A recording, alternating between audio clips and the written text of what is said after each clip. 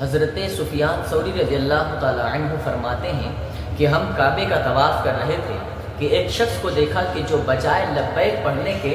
ہر قدم پر درود پاک پڑھ رہا ہے۔ میں نے کہا کہ یہ کیا تسبیح و تہلیل چھوڑ کر تم درود پاک پڑھتے ہو، تمہارے پاس اس کا کوئی شرعی ثبوت ہے؟ اس نے کہا اللہ تعالیٰ آپ کو صحت و عافیت بخشے، آپ کا اسم گرامی کیا ہے، یعنی آپ کا نام کیا ہے؟ میں نے کہا مجھے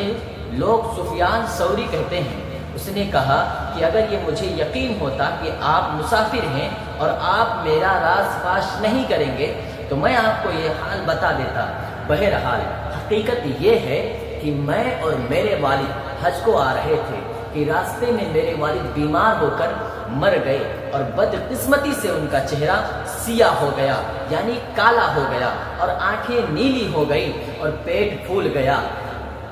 اور اس پر میں خوب رویا اور انا للہ و انا الیہ راجعون پڑھ کر میں اپنے والد کا چہرہ ڈھانپ کر سو گیا۔ میرے پیارے آقا صلی اللہ تعالی علیہ وسلم کے پیارے دیوانوں، آپ ذرا سوچیں نا کہ اگر کسی شخص کی موت سفر میں ہو اور ایسی بری موت ہو کہ اس شخص کے آنکھیں نیلی ہو جائیں اور پیٹ پھول جائے اور چہرہ سیاہ ہو جائے یعنی کالا ہو جائے، تو آپ ذرا سوچیں نا کتنی دردناک اور کتنی بری موت ہوگی۔ میرے پیارے آقا صلی اللہ تعالی علیہ وسلم کے پیارے دیوانوں، آگے وہ شخص کہتا ہے کہ میں اپنے والد کا چہرہ ڈھانپ کر سو گیا اور خواب میں دیکھا کہ ایک حسین و جمیل ہستی آئی ہے جس کی شکل و صورت میں نے کبھی نہ دیکھی تھی، اور وہ نہایت ہی خوبصورت لباس میں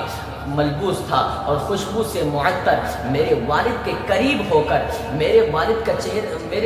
کے چہرے سے چادر کو اتار کر جب اپنے ہاتھ کو پھیرا تو میرے والد کا چہرہ دودھ سے زیادہ سفید ہو گیا، اور جب میرے والد کے پیٹ پر ہاتھ پھیرا تو میرے والد کا پیٹ پہلے کی طرح صحیح و سالم ہو گیا۔ اس کے بعد وہ حسین و جمیل ہستی واپس جانے لگی۔ میں نے بڑھ کر عرض کیا آپ کو اس رب ذوالجلال کی قسم جس رب قدیر نے آپ کو میرے والد کے لیے رحمت بنا کر بھیجا، آپ ہیں کون؟ فرمایا محمد صلی اللہ تعالی علیہ وسلم ہوں۔ اگرچہ تیرا باپ بہت گنہگار تو تھا لیکن مجھ پر بکثرت درود پاک پڑھتا تھا، اور اس کو جب یہ مصیبت پہنچی تو اس نے مجھے پکارا، اور جو شخص مجھ پر بکثرت درود پاک پڑھتا ہے جب بھی اسے مصیبت پہنچتی ہے اور وہ مجھے پکارتا ہے تو میں اس کی حاجت پوری کرتا ہوں۔ تیرے والد نے جو ہے مجھے پکارا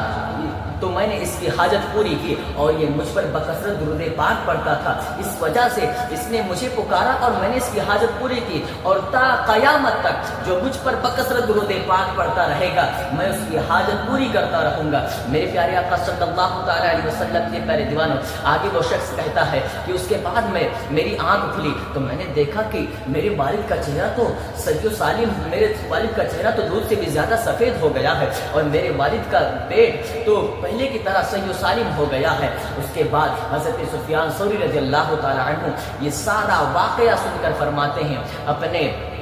اپنے شاگردوں کو حکم دیتے ہیں کہ اس واقعہ کو اپنی کتابوں میں لکھیں اور امت رسول کو سنائیں تاکہ اس واقعے کو سن کر، اس واقعے کو پڑھ کر، تاکہ امت رسول صلی اللہ تعالی علیہ وسلم حضور اکرم نور مجسم صلی اللہ تعالی علیہ وسلم پر بکثرت درود پاک پڑھ کر اپنے دنیا و آخرت کے عذاب سے نجات پا لیں۔